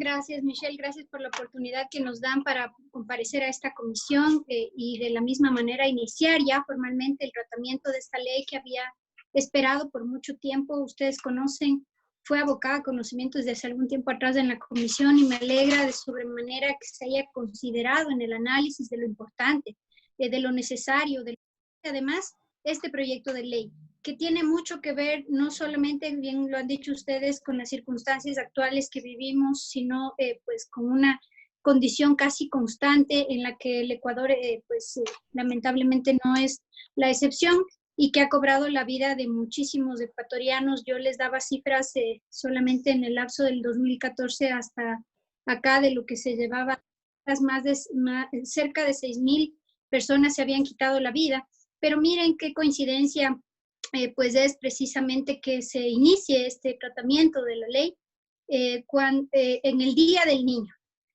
Un día muy importante para el mundo entero y un día que debe llamar a la reflexión sobre la protección de sus derechos. ¿Y por qué hago referencia puntual a esto, presidente y señores asambleístas? Hago referencia precisamente porque son los niños y adolescentes, como bien había señalado el doctor Peter Sanipatín, quienes más comprometidos están en esta situación.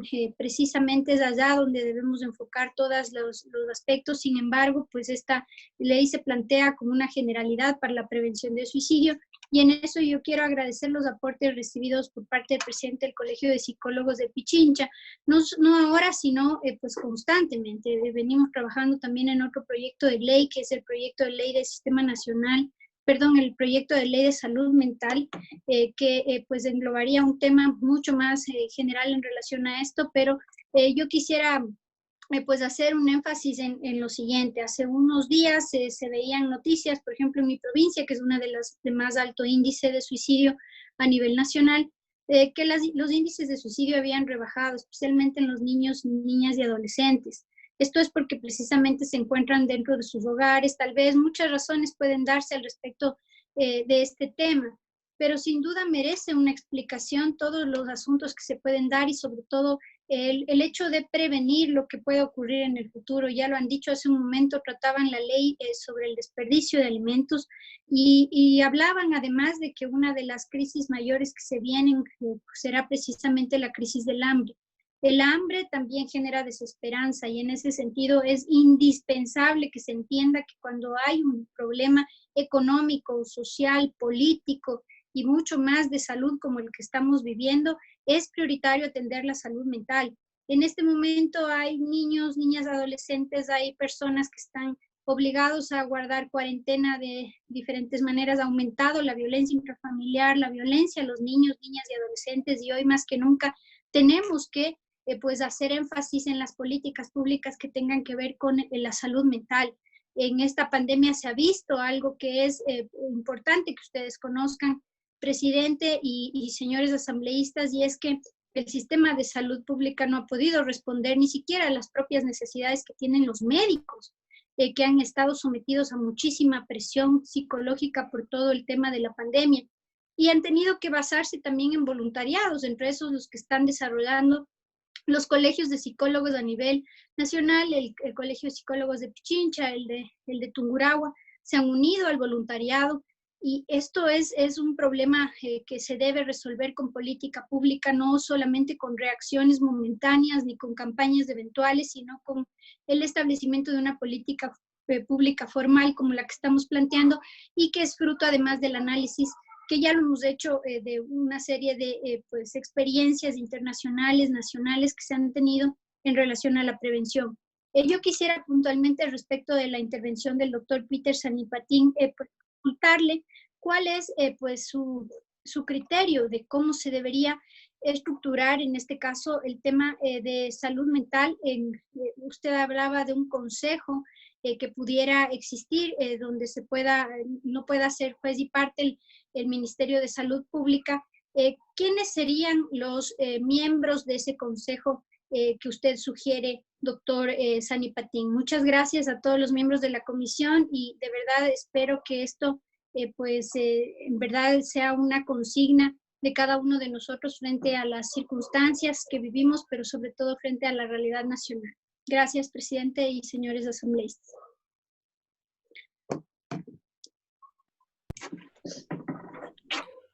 Gracias, asambleísta, y gracias al compañero Michel Dumet por haber asumido la presidencia un momento. Tiene la palabra doctor Peter Sanipatin.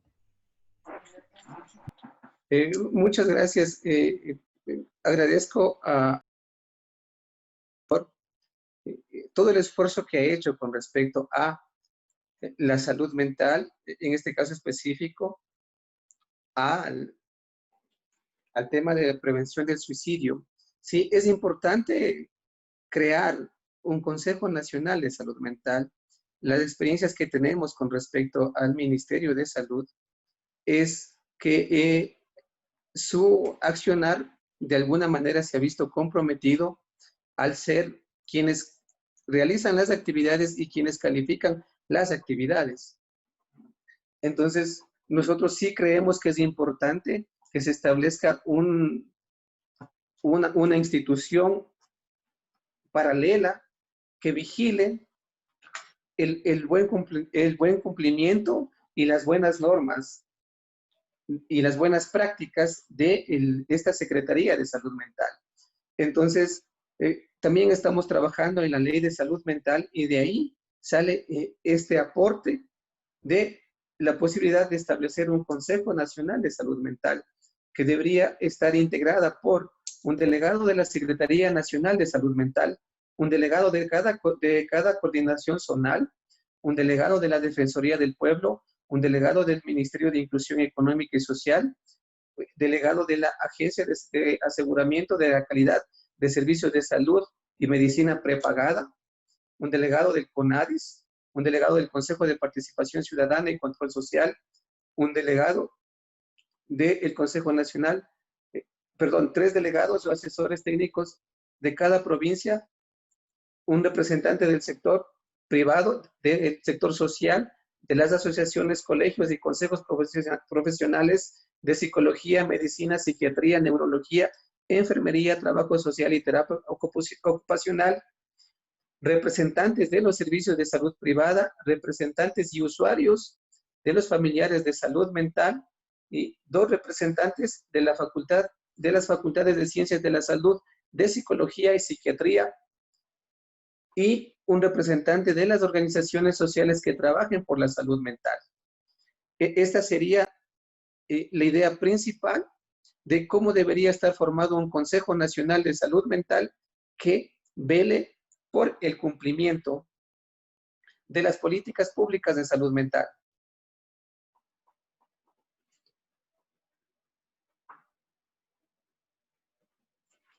Gracias. Gracias, doctor. ¿Algún otro compañero, alguna pregunta?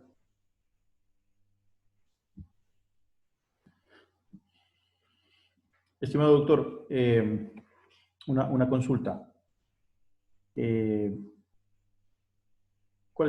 conocimiento tiene usted de los lugares que hay en el sector público destinados a atender a estos pacientes con intención de suicidio? ¿Cuántos lugares hay de estos en el país, en el sector público? ¿Han cerrado? ¿Cuántos están habilitados en el Ecuador? Doctor, el último conocimiento que teníamos antes de la nueva implementación de la ley, en donde se separaron del Ministerio de Salud. Nosotros en el Ministerio de Salud existían 1.034 especialistas entre psicólogos y psiquiatras. Es decir, menos de 1 por cada 10.000 habitantes. La recomendación de la OMS es que existan 2, al menos 2. En los centros privados hay 7.510 psicólogos. En Quito hay 1.811 y hay 117 psiquiatras respectivamente.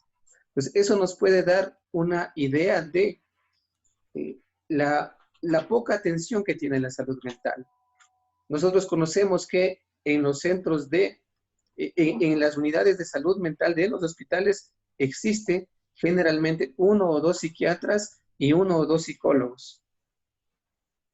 Entonces, dan atención por consulta externa una vez cada mes o cada 3 meses, cosa que es prácticamente, podríamos decir, es mínima la atención, ni siquiera es básica, es mínima. Entonces, reconocemos que las personas, los pacientes o los usuarios de los servicios de salud mental están prácticamente, la mayoría, en una indefensión. Pero en el sector público no tenemos centros especializados para el tratamiento de esos pacientes. Son muy pocos los centros especializados. En Pichincha, el único centro que tenemos es el Hospital Julio Endara. Y es un hospital del día, el Hospital San Lázaro. Más ahí en el sector privado. Más ahí en el sector privado, sí. Pero tienen no hay una regulación adecuada con respecto a sus prácticas. Entonces, nosotros conocemos de casos, han sido denunciados al colegio, de casos que los pacientes ingresan por convenios con instituciones públicas y un trastorno que se debería solucionar en un mes y buscar su rehabilitación social, se quedan hospitalizados 3 meses y más, afectando su vinculación con el ambiente, ¿no? Es decir, el cuarto punto que nosotros vemos en la atención, que es la rehabilitación social. Gracias, doctor. Asambleísta Patricia Enríquez.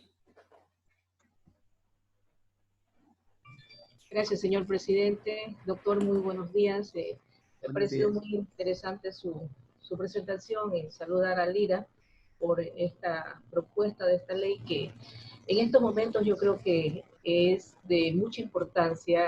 Ya dice que en su provincia hay una gran cantidad de personas que se han suicidado y yo veo ahora en los periódicos acá en la provincia del Oro que ha habido un aumento, un crecimiento de los suicidios. En estos últimos días, en varios cantones de mi provincia, ha habido suicidios por diferentes motivos, ¿no? Por enfermedades, por falta de recursos, por asuntos amorosos. Bueno, no tiene idea la cantidad de suicidios que sí me ha asombrado, porque no veíamos antes este tipo de problemas y cantidad más que nada. Yo quería pedirle al doctor una información. A nivel nacional, ¿cuántos colegios de psicólogos existen? Porque yo sé que aquí en la provincia del Oro hay muy pocos psicólogos y creo que psiquiatras no tenemos. Entonces, sí hay una deficiencia para el manejo de este tipo de enfermedades y más que nada para la promoción y prevención. Con Lira conversábamos el problema que existen en los colegios para el tratamiento de los jóvenes y la formación de los DECES.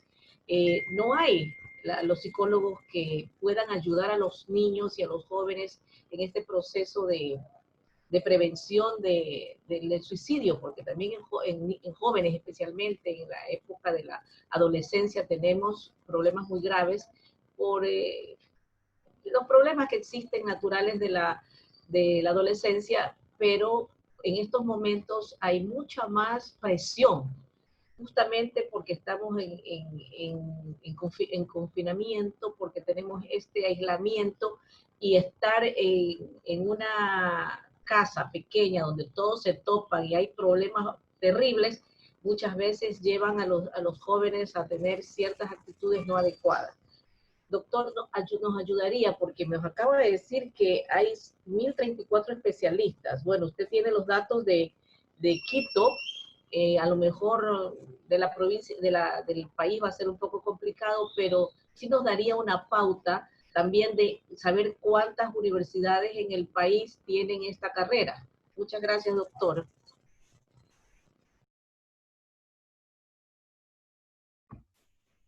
Gracias, asambleísta. Tiene la palabra, doctor. Que le abran el micrófono al doctor, por favor. Gracias. Su pregunta es una pregunta compuesta y voy a tratar de dar una respuesta a cada una de sus interrogantes.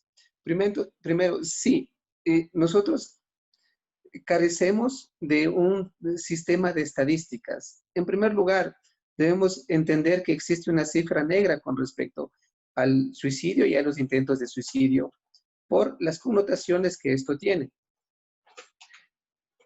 Como si fuera poco esta cifra negra, en el país no se llevan estadísticas actualizadas y no se llevan estadísticas precisas de el intento de suicidio y el suicidio. Muchas veces se registra en la estadística de defunción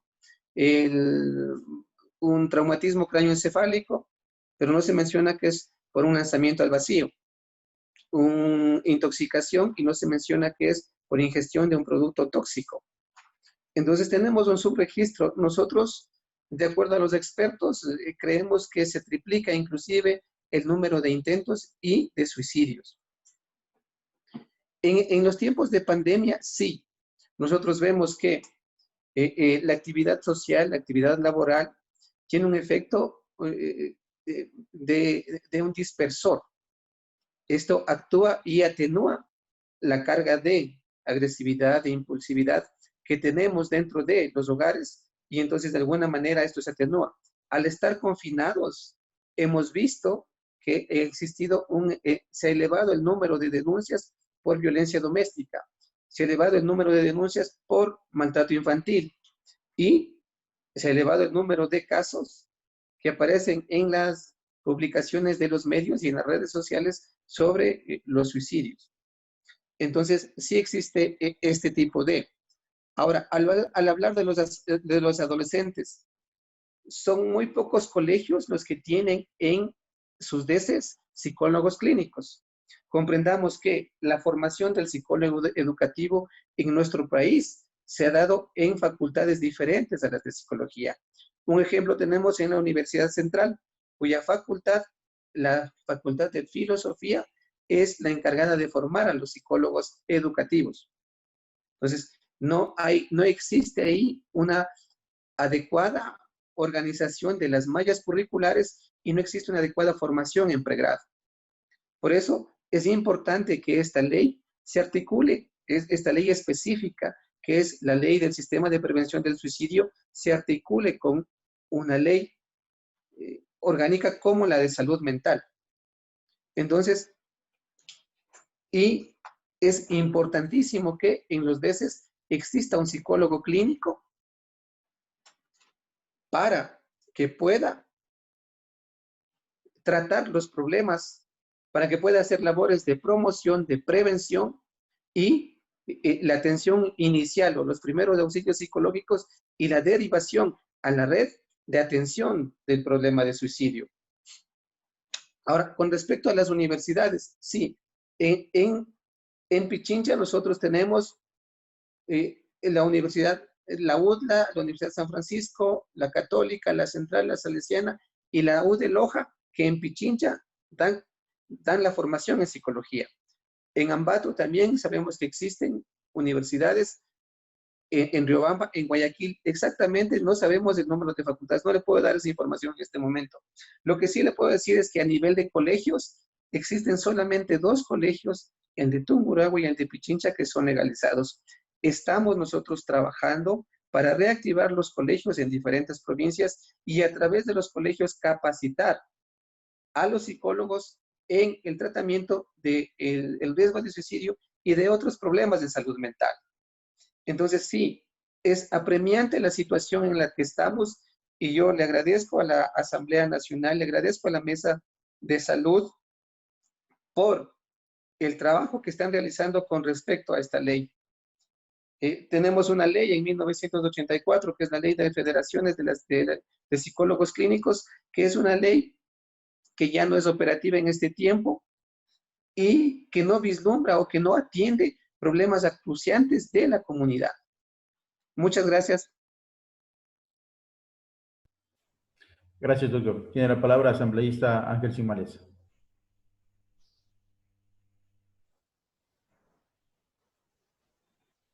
El audio, Angelito, disculpe. Gracias, estimado presidente, compañeros asambleístas. Excelentes las presentaciones del día de hoy. Yo quiero referirme a 2 temas importantes. El uno, acerca de la ubicación de los centros de atención para personas con problemas de alcohol y drogas. Precisamente yo estoy ubicado en la provincia de Bolívar, en el centro del país, y tenemos grandes problemas por el traslado de los pacientes que tienen problemas de alcohol y drogas, y a la vez que también tienen este tipo de tema de suicidios en su manejo del comportamiento psicológico, que dificulta de alguna manera al Sistema Nacional de Salud una correcta relación en cuanto al traslado de este tipo de pacientes. La primera pregunta que quiero hacerle, estimado amigo, es de que ¿cuál es el conocimiento técnico para el que se justifique la no presencia de centros de atención de este tipo en provincias y que se concentre a centros muy distantes, que realmente dificulta? ¿Cómo está concebido el tipo de prestación de este servicio? Como punto 1. Y como punto 2, una siguiente pregunta: ¿cuáles son los datos que usted conoce referente a los temas de suicidio en el centro del país? Nada más. Gracias, señor presidente. Gracias, asambleísta. Doctor, por favor. Sí, con respecto, en realidad no se basa en ningún criterio técnico el hecho de que los centros estén muy distantes de la comunidad. Creemos y estamos convencidos de que el tratamiento de los problemas de salud mental no debe ser específicamente en los centros especializados o los antiguamente llamados manicomios. No, el tratamiento de los problemas de salud mental deben reorientarse hacia la comunidad. Es decir, que de acuerdo a el número de habitantes, de acuerdo a la incidencia y a la prevalencia de un trastorno, debería ubicarse un centro de atención en salud mental. Eso es lo que necesitamos. Por eso es tan importante que exista una Secretaría de Salud Mental que maneje las estadísticas adecuadas y apropiadas para de esta manera hacer que la salud mental, que el tratamiento de las personas sea en la propia comunidad, lo más cercano a ellos posibles. De esta manera, en otros países se ve cómo los problemas de salud mental disminuyen en su prevalencia. Eso con respecto a la primera pregunta. La segunda pregunta con respecto a las estadísticas del centro del país, lo que conocemos nosotros es el índice de suicidio a nivel general y por datos específicos en la provincia de Tungurahua, como ya mencionó la doctora Lira Villalba. Lamentablemente no tenemos estudios actualizados con respecto a las tasas de suicidio por las variables que ya les mencioné, ¿no? El registro negro y la falta de los protocolos de asentamiento de datos y la falta de una entidad que recoja esa información. Da la impresión que una forma de ocultar, de no atender a la salud mental, es borrar de los problemas acuciantes que se dan a nivel de estadísticas, ¿no? Nosotros no contamos con estadísticas actualizadas con respecto a los problemas de salud mental. Gracias, doctor. Tiene la palabra asambleísta Nancy Guama.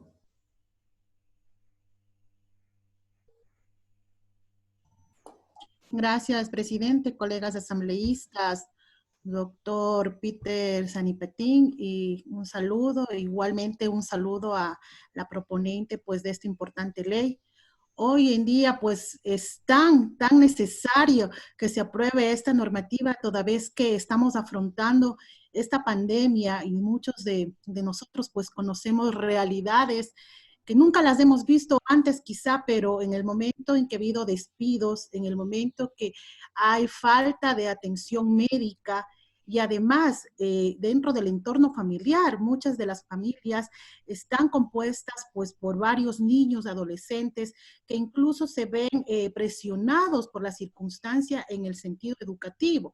Falta de redes informáticas, falta de infraestructura, ver que sus padres no tienen alimentación para darles, etcétera, etcétera, etcétera. Son, creo que, circunstancias calamitosas de las familias ecuatorianas en los cuales pues debería haber una respuesta inmediata del Estado como tal, una educación en el tema de cómo tratar esta problemática, sabiendo que es un problema además que se constituye de salud mental. Ustedes han manifestado claramente que debería existir políticas claras que obedezcan a estas necesidades. Y referente a lo que había planteado usted, doctor, de la Secretaría de Salud Mental.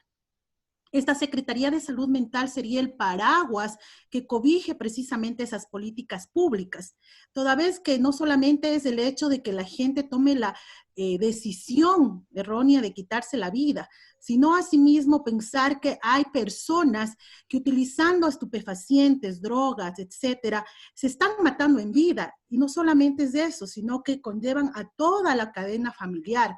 Es terrible y lo he sentido muy de cerca por los trabajos que he tenido, por ejemplo, en los centros de privación de libertad. Es donde más alto es el índice de suicidios. ¿Por qué? Porque la gente que ingresa ya, primero deja de consumir muchas de las veces o a veces se empeñan, así es de los términos que utilizan allí, para poder obtener su droga. Y muchas de las veces se vuelven más adictos porque existe el olvido y el abandono, no solamente del Estado, sino de su misma familia. Y usted decía un dato, y eso es lo que a lo que solicité la palabra también, referente a la estadística de los números de profesionales de psicólogos clínicos que existen en los centros de privación de libertad. Quisiera saber cuál es la fuente, porque en realidad a nivel nacional hace pocos meses se había visto las cifras y realmente no cubren, ni siquiera llegan a nivel nacional, ni siquiera llegan a 700 médicos, en este caso psicólogos clínicos que atienden los centros de privación de libertad. Un ejemplo le doy del CDP, un centro de privación de libertad que tiene alrededor de 2.500 personas privadas de libertad, donde existen apenas un psicólogo clínico, uno, imagínense, uno. Si estamos hablando de una población de 2.500, entonces quisiera saber cuál es el dato exacto a nivel nacional, porque en realidad allí se requiere esta atención médica, psicológica, clínica e incluso hasta psiquiatra, porque en realidad que hay casos que requieren un tratamiento más especializado. Eso en torno, ¿y cuáles sería, en este caso también refiriéndome a la pandemia, cuáles serían el modo de tratar a los ciudadanos, a los niños en este caso, debido a todas las circunstancias que tienen en este momento las familias ecuatorianas que afrontar, ya debido a que por falta de recursos, por falta de atención médica, se está sufriendo? Muchas gracias, presidente y compañeros. Gracias, asambleísta. Gracias, asambleísta Wamba. El tema que usted toca es muy interesante, ¿no? Es muy importante profundizar. Nosotros podemos partir de la noticia del diario El Comercio y del diario El Universo, en donde contratan a una psicóloga para que haga un trabajo de sensibilización por el trauma sufrido en el trabajo de recoger los cadáveres en la ciudad de Guayaquil.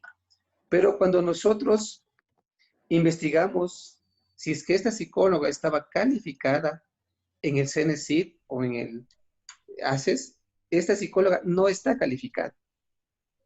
Entonces, existe un subregistro de paraprofesionales o de personas que trabajan en la salud mental y deberíamos pensar por qué estas personas tienen ese espacio, y es precisamente por la falta de psicólogos. Como mencionaba anteriormente, existen en el servicio público, o existían hasta antes de estos despidos que hubieron en el sistema de salud, existían 1.034 psicólogos a nivel nacional. Por eso mencionaba que es menos de uno por cada 10.000 habitantes. Imagínense en eso, estamos nosotros prácticamente sin atención en salud mental. A nivel del país hay 7.510 psicólogos en todo el país a nivel privado. Ya, solo en Quito existen 1.811 psicólogos. Como usted decía, asambleísta Nancy Wamba, sí, en los centros de rehabilitación social existe aproximadamente 1 o 2 psicólogos por centro, y de acuerdo a las estadísticas, no alcanzaría a atender a las personas que ameritan. Entendamos que los problemas de violencia y de criminalidad justamente son una derivación de los problemas en salud mental. Entonces nosotros estamos en una situación apremiante con respecto a la salud mental, y es muy importante, y yo les agradezco en nombre de la sociedad, en nombre del pueblo del Ecuador, por que esta mesa, a partir del pedido de la doctora Lira Villalba, está tratando un tema tan importante y tan necesario luego de más de 25 años. Gracias, doctor. Tiene la palabra el asambleísta Carlos Vera. Muchas gracias, presidente. Y reitero el saludo al doctor Zenipatín. De igual manera a la compañera Lira Villalba, que gusto por verla, por lo menos a través de estos medios. Indudablemente, ¿no? Temas o iniciativas que tienen un fin como es de tratar de ayudar a solucionar una problemática tan grande como es lo que son los suicidios, pues realmente son dignas de resaltar. Hoy leía un reportaje de uno de los diarios de acá en la provincia y dice en su título principal, Manabí cierra mayo con 10 suicidios. Y lamentable, ¿no? Lamentable. Bueno, la pregunta específica para el doctor es, ¿hay fechas, según las estadísticas que ustedes puedan tener, hay fechas específicas donde el cual a lo mejor aumentan este tipo de problemáticas o eventos lamentables? ¿Y qué tanto usted le atribuye también el hecho de las redes sociales como impacto negativo para tomar una decisión de estas características lamentables en la sociedad, doctor? Muchas gracias. Gracias, asambleísta. Doctor, por favor. Gracias por su pregunta, doctor asambleísta Vera. Sí, es muy importante hacer una introducción para entender mejor este tema, ¿no? Nosotros como individuos pertenecientes a una sociedad y a una familia, tenemos ciertos rituales que se cumplen en el seno de nuestra convivencia. Estos rituales específicamente son los meses de Navidad y Año Nuevo, en donde tenemos la costumbre de reunirnos en familia y somos mucho más sensibles a el estar solos, al estar con conflictos, a las depresiones y a los intentos de suicidio. Es por eso que era muy diferente las estadísticas de suicidios en los meses de noviembre y diciembre. Estas se elevaban triplicando las estadísticas de los meses anteriores. Eso por una parte. Ahora, es importante también conocer que existen otros momentos, como las situaciones de crisis personales o individuales, cuando los estudiantes pierden el año, y crisis como en este caso, ¿no? Como crisis regionales o crisis nacionales, como lo que estamos viviendo actualmente, como la pandemia. Entonces, ahí existe una recaída o existe una mayor vulnerabilidad, por lo que es mucho más frecuente el aparecimiento de conductas suicidas. Ahora, con respecto a las redes sociales, entendamos que, si bien es cierto, las redes sociales entran a la estructura de los chicos, de los adolescentes, inclusive las nuestras. ¿Por qué? Porque nosotros tenemos una parte que está organizada a través de nuestro imaginario. Nosotros estamos constituidos por el mundo simbólico, que es nuestra capacidad de relacionarnos con el mundo a través del lenguaje, y también una parte de eso es la imaginación o el mundo de lo imaginario. En los niños y en los adolescentes, esta imaginación, este mundo imaginario es mucho más susceptible. Pero también debemos comprender que la insinuación o la presión que se puedan dar en redes sociales es un factor más. Es la gota que pudo haber derramado el vaso. ¿Por qué? Porque para llegar a una conducta de suicidio es una suma de todas las situaciones que vivió el niño, que vivió el adolescente, que vivió la mujer, que vivió el hombre a lo largo de su vida. Si bien es cierto que existen suicidios impulsivos, pero esta persona ya era impulsiva y tenía una tendencia a reaccionar así, basado en todos sus procesos psicológicos. Es por eso que el suicidio es una cadena y el último eslabón es precisamente ese, la tentativa e inclusive el suicidio.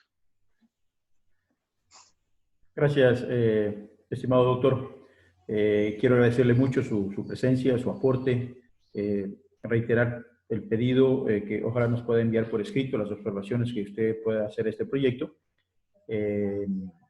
para que eso nos sirva de análisis interno a la comisión para poder distribuir a los compañeros asambleístas el aporte que usted pueda realizar. Muy amable y gracias por su presencia.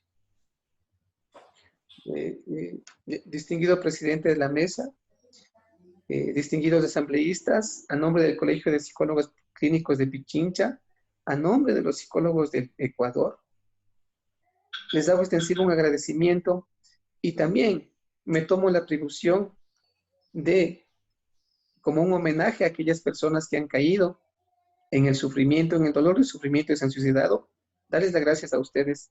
En manos de ustedes está el futuro de ellos. Muy amable. Gracias, estimado doctor. Bien, compañeros asambleístas, no quiero cerrar esta sesión sin antes darle un abrazo a todos los niños del Ecuador, a los niños de cada una de sus provincias, hoy en su día. Ellos son siempre especiales para nosotros, y que esta cuarentena ojalá nos haya servido para fortalecer esos lazos familiares, el cariño que tenemos que brindarle a nuestros hijos, el cariño que tenemos que dar a los niños, y siempre pensando en los más necesitados y en los más vulnerables. Yo quiero agradecer la presencia de todos ustedes. Siendo las 9:53, clausuramos la sesión. Muchas gracias. Se toma nota, señor presidente, señores asambleístas, siendo las 9:53, se clausura la sesión 066. Gracias, presidente.